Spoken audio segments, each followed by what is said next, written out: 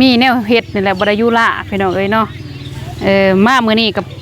ขี่รถไปฮอดบ้านสนิทพุ่นแหละไปเอาไปเพิ่นว่า2-3 มื้อแล้วได้บ่เห็นลงคลิปลงหยังเพิ่นว่าเพราะว่าฝนถล่มหนักนะพี่น้องเอ้ยเนาะก็เลยบ่ว่าบ่ได้พากันเข้ามาเนาะแต่ละเทื่อกะถ้าบ่นี่โอ้ยจวดกับรถจักรพุ่นแหละกับดูหน้าเพิ่นพี่น้อง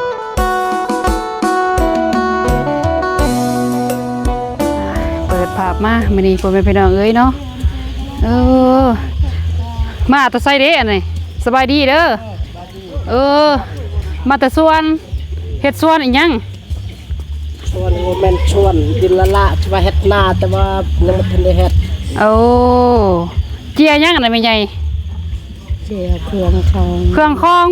ไว้เมื่อไหร่มันเปียกฝนตกเนาะอุปกรณ์พี่น้องเอ้ยกระติบข้าวอันนั้นน้ำกินน้ำยากสวนมันบ่ไปจะได้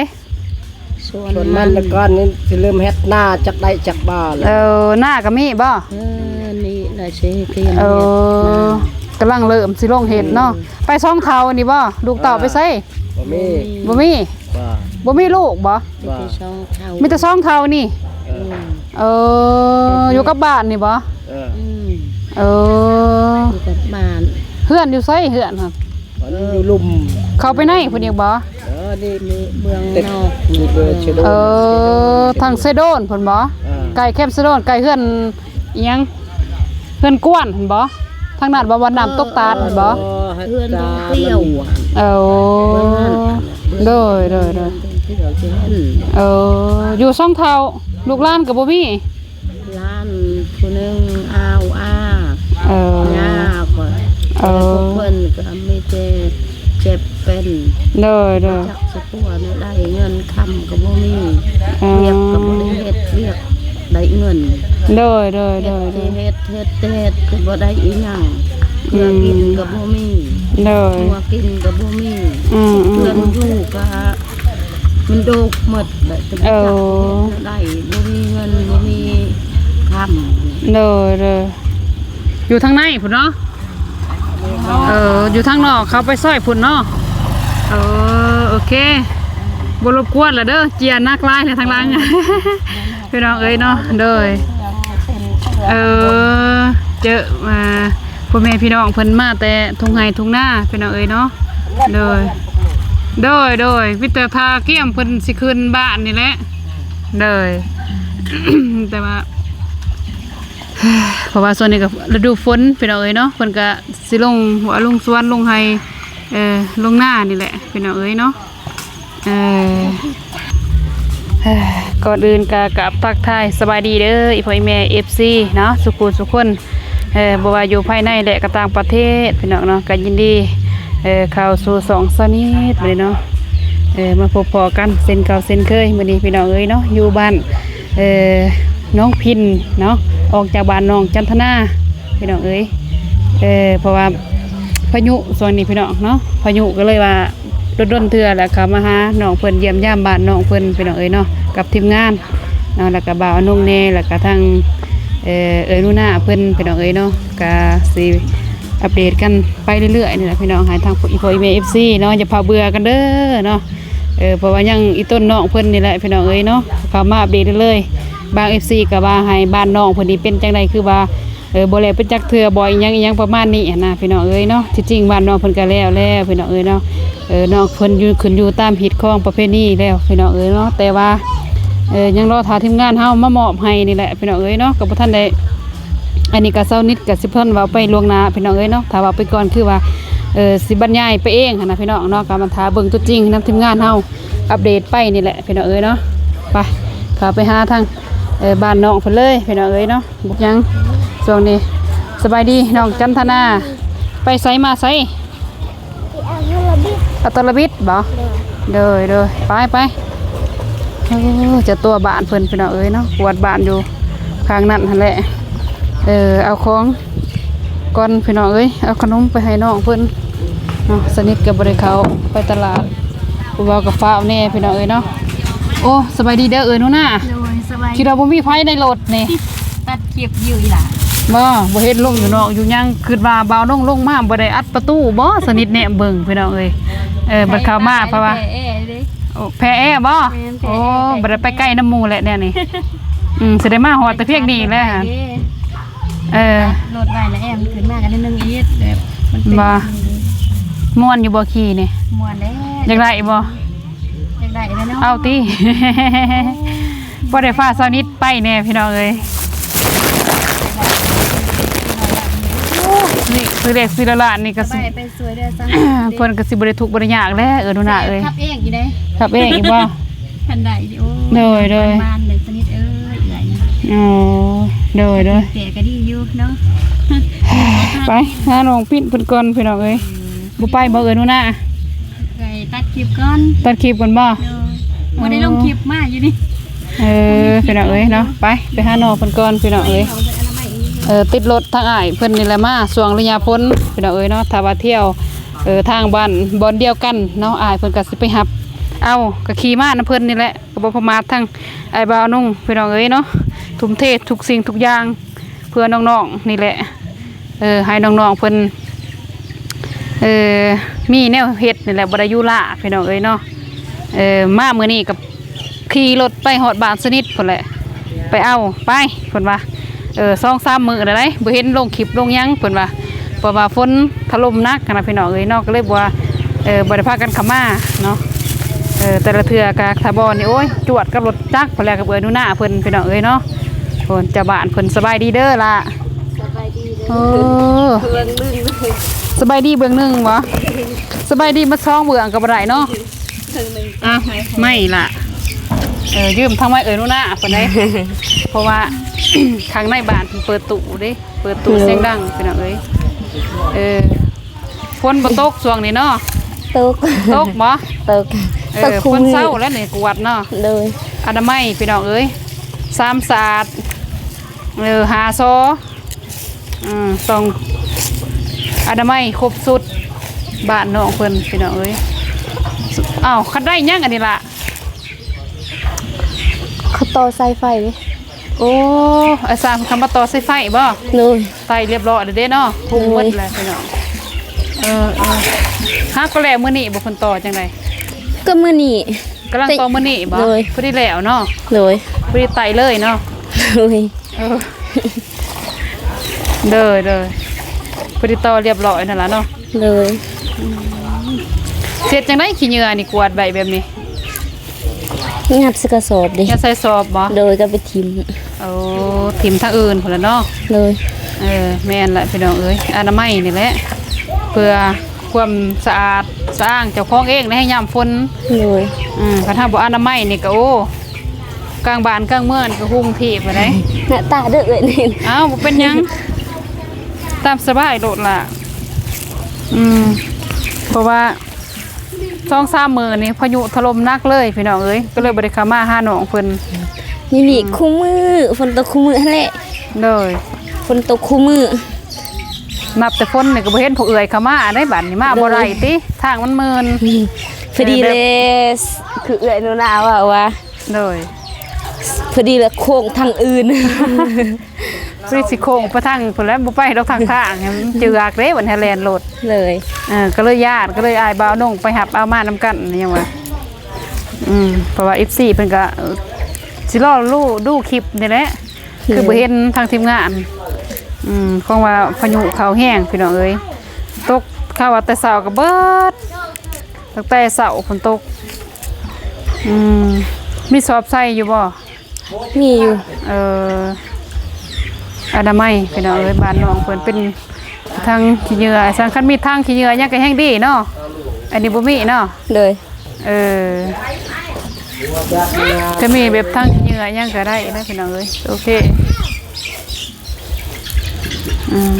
เอากับมือได้ เอากับมือ เลย บ่ได้มีถุงมือใส่อีก โบ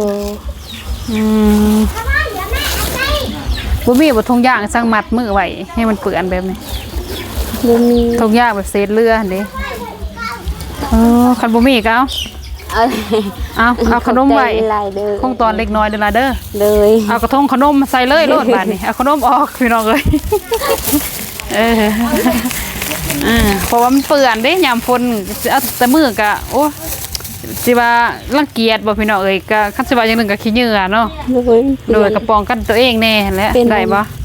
มาน้องจันทนาบ้านไห้นาซาวล่ะกินขนมต้องยัดใส่ทั้งขี้เหงื่อเด้อเป็นกระสอบเป็นย่างกระไดห้อยไว้โลดอนามัยบ่ให้มันเปื้อนนี่แหละหนูจันทนาเป็นยัดก่อนยัดก่อนนั่นแหละมัดอีกรอบนึงมัดแบบทบมวยหั่นนะเวลาดึงออกก็สบายโอเคสบายกระทงกับทีโลดพี่น้องเอ้ยซอยกันอีกถ้าบอกก็สิยากกันแหละกินหมากลำไยยังก็ใส่สอบใส่ย่างไหวหรือเฮ็ดเป็นแบบสอบแต่ที่ว่ามันเปื่อนทำหอยไหวโหลดฮักก็บอกน้องนุ่งลูกหลานยังว่าอันนี้มันไหวขี้เหงื่อเด้อบอกเขากินขนมแล้วทีมไว้ทีมซะเพราะว่ายามพ่นนี่มันเปื่อนเด้แม่นแต่ว่าแม่น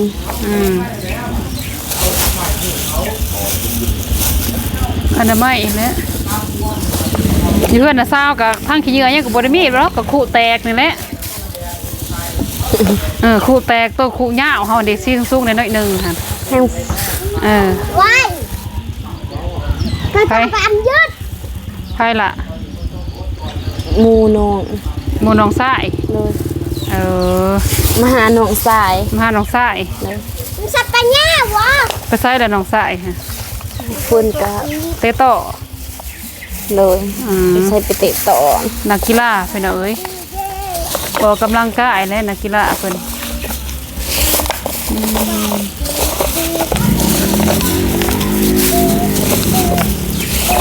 น้ำไม่เลยแล้วหุบแถวหุบบาขั้นปัดดีๆนี่ก็ห่วยงามเลยเดินก็เกียงเพียงดีเพื่อนเอ้ย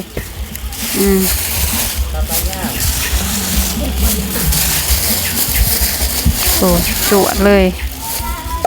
พอจะเข้ามาเมื่อนี่ก็ฝนตกเย็นยุดทีมงานเพิ่นเข้ามาเราเมย์กับบ่เจ็บเลยเป็นทางขี้เหงื่อข้างแดงแล้วพี่น้องตาว่าบ่อนามัยนี่ให้ย่ำฝนย่ำยังยานี่แล้วกระโปงกระป๋องไอ้ซังประเภทน้ำข้างในอันนั้นก็ง่มทิมเบิดย่ำฝนยานยุ่งไปไข่ไปยังบ่ได้แล้วเลยยานยุ่งได้พี่น้องเอ้ยย่ำฝนแห่งไข่ยุ่งลายได้ทางบ้านเฮาแห่งลายเพราะว่ามันไก่ปลาไก่ย่างย่ำนี่โอ้โตบักใหญ่เลยเลยแห้งคันมีอีสังเลยคันไก่ส่วนมันแห้งลายเลยนี่แห้งลายยังว่าเลยนิดกับผู้นึงเลยที่ว่าเป็นขยุ่งฮอดฤดูกาลสมัยนี้เป็นครูปี้ไผ่นิดนี่แหละบุว่าสิเฮ็ดจังได้จังสิให้ขาดนะมันฮอดฤดูกาลแล้วก็เฮาก็ฮักษานะฮักษาตัวเองแต่บ่ฮู้ว่ายุ่งมันมาแบบเฮาติดเสื้อใดแนวใดหั่นนะเฮาก็ยังบ่ฮู้คือกันว่าเป็นจังได๋2 ปีแล้วเด้3 ปีแล้วได้เอื้อยเป็นขยุ่งประมาณเดือน6เดือน7นี่เดือน7เดือน8เริ่มแล้วอาการไข้ตัวนั้นบ่จังมาแต่ใส่ฮอดยามยังว่าหักเอาไปซักยุกซักยายังนี่ก็ไข้เด้ก็ไข้แน่กินยาไปยังก็ไข้แน่บัดเศร้าเฉพาะในเดือนตัวนั้นได้คู่ปีคู่เดือนได้บัดฮอดหั่นแล้วก็เป็นอีกเฮาก็บ่อยากได้ดอกพี่น้องเอ้ยเนาะแต่ว่าสนิทก็กำเบิ่งหั่นนะแต่ละปีที่แรกก็กับส่วนมันคันสิว่าจังนึงก็ได้แบบมันมียุ่งหลายคือน้องว่าแหละเดือน8เดือน9ตะกี้ไอ้ทางช่วงพวกน้องยังน้อยน้องปลูกเด็กมันเถินเลยเต็มยุ่งก็ไล่แม่แต่บ่อยากบอกเลยน้องบ่มีเลยหรือว่าก็บ่ฮู้นิดก็จักมาได้จังได๋ไปกวดน้ำแพทย์เพิ่นว่าขายยุ่งลายเด้อเพิ่นว่าให้โอ้อุกใจแล้วขายยุงลายจักเสียจังได้ตัวขึ้นพอดีทันหมอเพิ่นก็ซักยาให้แน่แล้วก็กินยาน้ำแน่เพิ่นว่าถ้าว่ามียาแบบยังพื้นเมืองแน่เพิ่นว่าตุ่มใบจักตุ่มใบยังนะเพิ่นว่าใบตะเขียบบ่เพิ่นเอิ้นนะก็ให้ทางอ้ายเพิ่นตุ่มให้หักสนิทบ่มากินประเภทนั้นน่ะนะคันกินยาก็กินยาโลดแบบนั้นคันว่าซักก็ซักโลดแบบนั้นบ่มากินประเภทน้ำต้มนั่นบ่อยากซักน้องบ่อยากให้เขาซักมันเจ็บน้องคิดเจ็บก็อดแหละ เวลามันเจ็บคันยาเขาให้กินน้องกินเลย มา เลยน้องบ่แค่ยาอีกแค่ตะวันเขาซักนี่ย่านี่กินยาคือยาเม็ดนี่ก็กินแล้วก็เมาเพราะว่ากินเกินเด้ไข้คันมาไข้ในร่างกายก็ก็เป็นแบบเจ็บคอนี่แหละไข้หวัดไปกวดสุขภาพนี่มีแต่ข้อพิดานนี่ลักๆกินตอนนั้นมาคุ้มจังบ่กินยาต้องกินจนเมาบ่แม่นว่าเฮากินแบบสิว่าเฮาก็กินตามแพทย์เพิ่นแนะนำหั่นแล้วเอาตามแพทย์เพิ่นแนะนำแต่ว่าถาดมันแบบอ่อนแอหั่นนะต้นนี่เบิ่งคือตุ้ยเพ่ยังว่าแหละเบิ่งคือสิแข็งแห้งเลยที่จริงแล้วหั่นโอ้กินยาเม็ดนึง2เม็ดส้มเม็ดนึง2เม็ดนอนหัวผักนอนหัวแผลบได้เพราะว่าหั่นเคยเมายาแบบนี้หั่นกินยาลายแต่ว่ายาอื่นก็บ่ได้ไปเฮาเจ็บเฮาเป็นลายนะโซ่กินกับเมาบ่เชื่อถ้าเบิ่งนู่นน่ะสมมุติไปกวดอยู่แพทย์บ่ส่วนหลายน้องกินสั่งกิน 2-3 มื้อบ่คันน้องยินว่าตัวเองเศร้าน้องบ่กินเลยแบบน้องปาเลยแบบน้องบ่กินโตบัดคันมันเป็นน้องกินเลยก็แม่นว่าเฮาสิกินตลอดก็บ่ได้จังได๋เฮาเมายาเด้เฮาก็ต้องสั่งเลยเฮาก็ต้องสติในตัวเฮาเองอีกเลยแม่นอลีแพทย์น่ะแนะนำนั่นแต่เฮาก็บ่ต้องกินยาเกินแม่นเพิ่นก็ได้นำดอกแต่เป็นคนถาดอ่อนเพิ่นให้กินสมมุติว่าคันเป็นมัดก็ประมาณว่าตอนเช้านี่หลังกินข้าวกินน้ำแล้วให้กินประมาณ2เม็ดหรือว่า3เม็ดบ่เพิ่นแนะนำให้ซ้ำพญานเฮานี่แหละก็กินก็คือว่าแหละถาดมันอ่อนแหละกินแล้วก็เมานอนแท้นอนว่าเด้นอนแท้นอนว่ายังว่า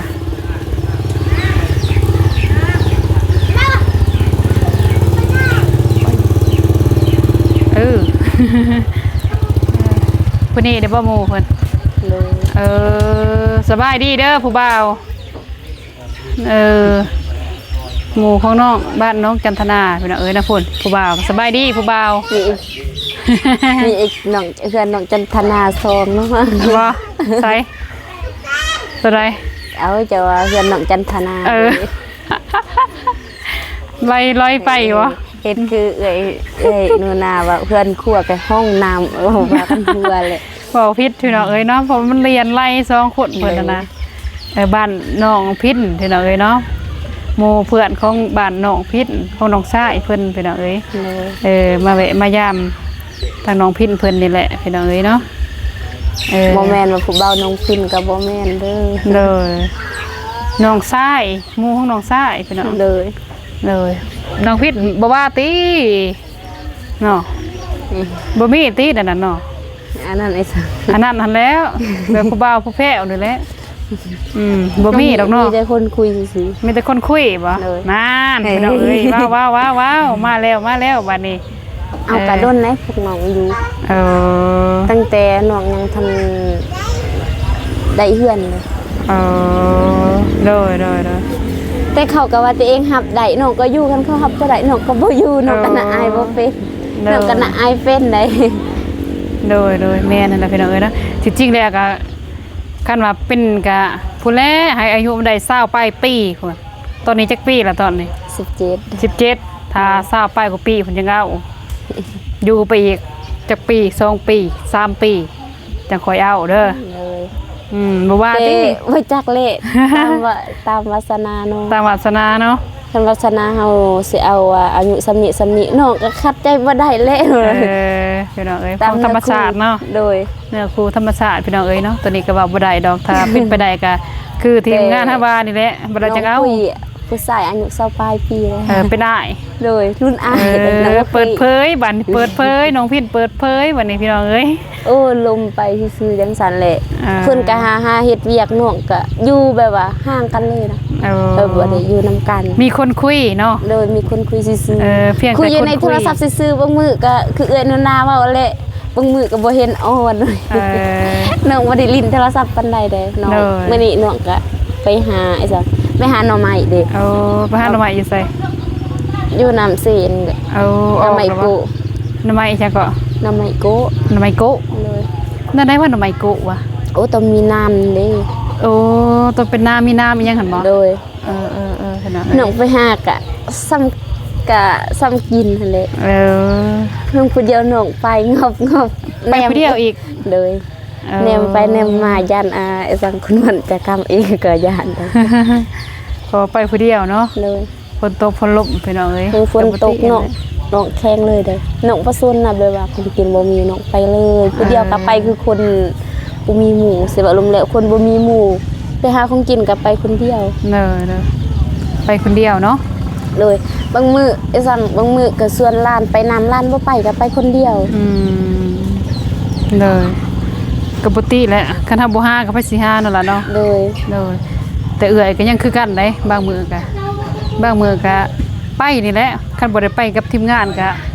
หาหน่อไม้พุ่นแหละล้างบ้านมองได้มันไกลๆไปหาหน่อไม้หาหน่อไร่นี่แหละ หนูบ่ได้หนูไปไอ้สังแหละหลังบ้านหมดเละ เด้อ เพราะว่ามันไกลดี มันไกลกับบ้านเฮาเนาะ เลย เพิ่นประกาศหยังเมื่อกี้ นี่เลย เพิ่นประกาศหยังเมื่อกี้ใส่ปากเลอะโลกเมื่อกี้ บ่ฮู้เลย มีปากเลอะข้างในเนาะ นี่ ดีมื้อนี้แล้วเริ่มไต่ไฟดอกยาวนี่เนาะ เลยมันนี่ทางเล หุงเรียบร้อยบัดนี้บ้านน้องเพิ่นพี่น้องเอ้ยไต่ฟืนไต่ไฟกินข้าวแรงยังเรียบร้อยเลยน้องเพิ่นก็เนาะ แล้วบ่ได้กินข้าวแต่เพลน โอ้ หนูไปหาหน่อไม้ก็ตั้งแต่สัง12 โมงเขาก็บ่ได้ทากินเลยน้องไปเลยฮอดได้สั่งเลยฮอด3 โมงน้องเมื่อยังบ่ทันกินข้าวปอกหน่อไม้อยู่หั่นเอื้อนั่นน่ะว่าเห็นอยู่กับผ้าเปลือกไอ้สั่งเปลือกหน่อไม้ไผไปหาก็น้องนี่แหละไปหาน้องบ่ไปหาบ่มีใครไปหาคิดคือไอ้สั่งแหละตอนเฮาจนหั่นแหละก็แม่นนั่นแหละเพราะว่านี่เฮาบ่มีนะสมเฮาบ่มีแล้วล่ะเอ้ย อีกอย่างก็บ่แม่นว่าตัวเองสิตัวตัวเองบ่ได้ไปหาบ่แม่นเนาะก็เฮาก็ว่าตัวเองไปหาว่าเฮากินอันนี้อันนั้นน้องบ่เคยตัวได้น้องบอกตรงๆเลยได้แม่นแล้วนะคนนี้เฮาบ่มีอีดีหลักๆอาหารบ้านเฮาก็ตามฤดูกาลคือว่ายามนี้ก็สิเป็นหน่อไม้บ่แล้วก็เป็นผักบ่เนาะโดยเป็นเห็ดบ่มีนะเห็ดออกซั่นมีบ่เห็ดปวกแม่นเห็ดอันนั้นเลยมื้อก็คันน้องเห็น 2-3 ดอกน้องก็เก็บแบบเอามาตำกับแจ่วก็จ้ำกินอยู่หั่นพอได้ปนพอได้ยังนี่แหละเนาะพอได้กินบ่อิ่มก็พอได้กินพอได้อุ่นท้องหน่อยนึงโอเคพ่อแม่พี่น้องเอ้ยเนาะนี่ก็คำมือตื้อต้าแหละพี่น้องเอ้ยเนาะรบกวนทางน้องเพิ่นก็กวดขี้เหงื่อจนแล้วพี่น้องเอ้ยเนาะเพราะว่านี่ก็คำมืดแล้วเนาะกับทีมงานเฮานี่หลายๆคนพี่น้องเอ้ยเนาะไปทางนี้ก็มืดตื้อๆเลยได้พี่น้องเอ้ยแต่ว่าในกองนี่เฮาเบิ่งจังนึงคือแจ้งที่จริงแล้วมืดล่ะพี่น้องเอ้ยเนาะที่จริงมืดเลยที่จริงแล้วมืดแล้วพี่น้องเอ้ยเนาะเลยก็สิได้กลับก่อนได้บัดนี้เด้อมื้อหน้าจังสิมาเยี่ยมยามน้องใหม่เพราะว่า2 มื้อบ่ได้เข้ามาพี่น้องเอ้ยเนาะก็ขึ้นฮอดงานเพิ่นนี่แหละอีต้นน้องเพิ่นก็เลยเข้ามาอัปเดตอีกพี่น้องเอ้ยเนาะให้พ่อแม่ FC ได้เบิ่งน้องเพิ่นไปเรื่อยๆพี่น้องเอ้ยเนาะถ้ามาแล้วเนาะบ้านน้องเพิ่นนี่ก็ดนเทื่อเพิ่นจะได้เข้ามาอีกบัดนี้ถ้าได้ขึ้นได้สร้างแล้วก็แล้วหมดแล้วก็สิบ่ได้มาแล้วก็ไปทางเขตใหม่อีกกับทีมงานเพิ่นพุ่นแหละวันนี้มีแต่ทยอยมาแล้วมีโอกาสกันพี่น้องเอ้ยเนาะไปแสดงอีกกับก่อนเด้อบัดนี้เด้อล่ะเด้อเดินทางปลอดภัยเด้ออันนี้กับมือตื่นตาแลพี่น้องเอ้ยเนาะโอเคพ่อแม่พี่น้องเอ้ยเนาะตอนนี้ก็สนิทกับเขามาหาทางบ้านน้องพินเพิ่นพี่น้องเอ้ยเนาะมาเยี่ยมมายามน้องเพิ่นพี่น้องเอ้ยเนาะช่วงฤดูฝนเพราะว่าส่วนนี้ก็พายุถล่มเลยพี่น้องเอ้ยเนาะก็บ่ได้มีหยังพี่น้องเอ้ยล่วงลายไฟมากเนาะก่อนอื่นก็ขอบมุกขอบใจเด้อทางอีพ่ออีแม่ FC สุคนเนาะบ่ว่าอยู่ภายในและก็ต่างประเทศพี่น้องเนาะที่เข้ามาชมคลิปสนี้แต่ต้นจนจบขอให้พ่อแม่จงมีแต่สุขภาพแข็งแรงความเจ็บอย่าได้ความกายยาสมีพอกันใหม่คลิปหน้าสำหรับคลิปนี้ขอกล่าวคำว่าสบายดีพี่น้องเอ้ยเนาะบ๊ายบายพี่น้อง